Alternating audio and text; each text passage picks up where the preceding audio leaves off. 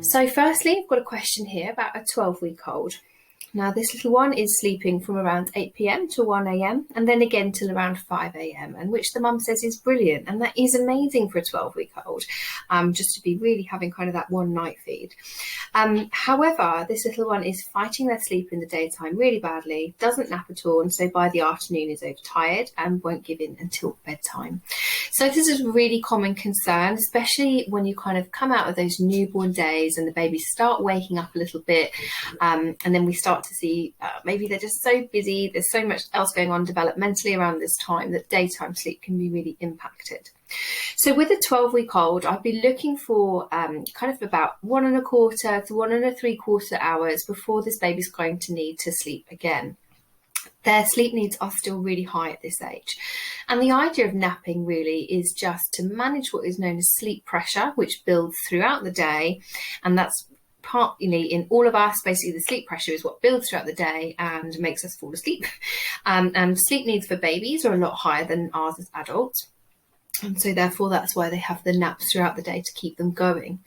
However, if your baby is not napping regularly and not getting the daytime sleep they need, what we know starts to happen is as the sleep pressure rises, they begin to release cortisol and adrenaline to keep them going.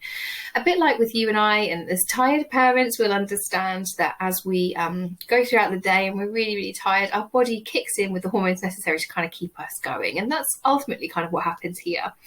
So with this little one, I would definitely be looking at what is happening for that baby. How can you start to spot those tired cues?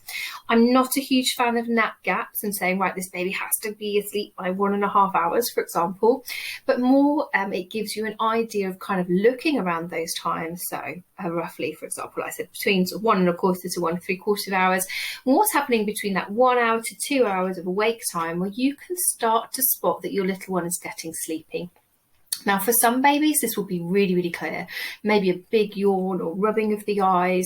Maybe they start to get a bit whingy. For other babies, they might just start to glaze over a bit or sort of turn away from eye contact and maybe any kind of playing or toys that you're doing with them.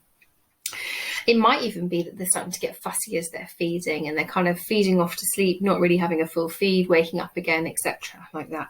So like I said, you want to be looking around the kind of 1½ hour mark and seeing what's happening around that time. Can you spot those sleepy cues a little bit earlier? And at this age, I would be saying get them to sleep. However, okay, don't worry about where it is. Don't worry about how you're getting them to sleep. Very, very normal to feed your baby off to sleep or hold or rock or even wear, so within a sling or something. And I would just be finding a way that works for your little one to get them calm and get them settled. And you will find if you can keep them calm, keep yourself calm, that the sleep will just begin to happen. Once you're starting to get this happen more regularly, you can look at introducing additional sleep cues and then longer term, perhaps working on where they're sleeping if you don't want them always sleeping in the sling or something like that, or on you. Longer term. But at this age, try not to worry about that. Just get the sleep happening, okay? And some of the things that we're going to discuss further on in this session are going to help you in terms of where you can go and move on from that as well.